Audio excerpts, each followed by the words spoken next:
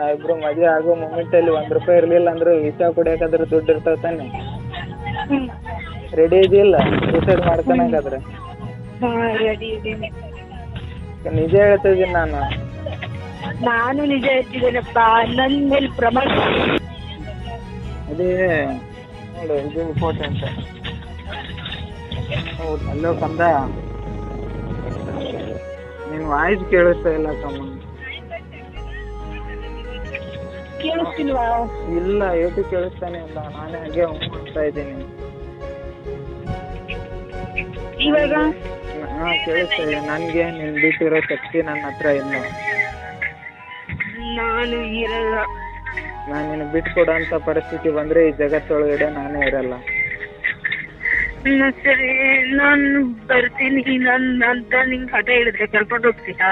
ಹಾಂ ನೀವು ಫಸ್ಟ್ ಹುಡುಗಿ ಅಲ್ಲದೆ ಇರ್ಬೋದು, ಆದರೆ ನಿನ್ನ ತಾಯಿಗಿಂತ ಹೆಚ್ಚು ಸ್ಥಾನ ಕೊಟ್ಟಿದ್ದೀನಿ. ನಾನು ಸೆಟ್ಲ್ ಆಗಿಲ್ಲ, ಆಗಲ್ಲ ಇನ್ನು ಅಂತ ಹೇಳಲ್ಲ ತಾನೆ? ನಾ ಸೆಟ್ಲ್ ಆಗಲ್ಲ ಅಂತ ನಾ ಏನು ಹೇಳಿದ್ದೀನಿ ಈಗ? ನಾ ಸೆಟ್ಲ್ ಆಗಲಿಲ್ಲ ಅಂದ್ರೆ ಮದುವೆ ಆಗಿ ಮರುದಿನನೇ ಎಣ್ಣೆ ಕುಡಿದು ಸಾಯೋಣ. ರೆಡಿ ಇದೆಯಾ ಸೂಸೈಡ್ ಮಾಡ್ಕೊಳಕ? ಅದೀನಿ. ಹಾಂ ಕೊನೆಯಾಗ ದೇವ್ರಿಗೆರ ಗೊತ್ತಾಗುತ್ತಿಲ್ಲ ನಾವಿಬ್ರು ನಿಯತ್ತಾಗಿ ಲವ್ ಮಾಡೀವಿ ಅನ್ನೋದರ. ಅಷ್ಟು ಮಾಡೋದು ಏನು? ಮನೆಯವ್ರು ಒಪ್ಪಲಿಲ್ಲ, ಅದೆಲ್ಲ ತಲೆ ಕೆಡಿಸ್ಕೋಬೇಡ.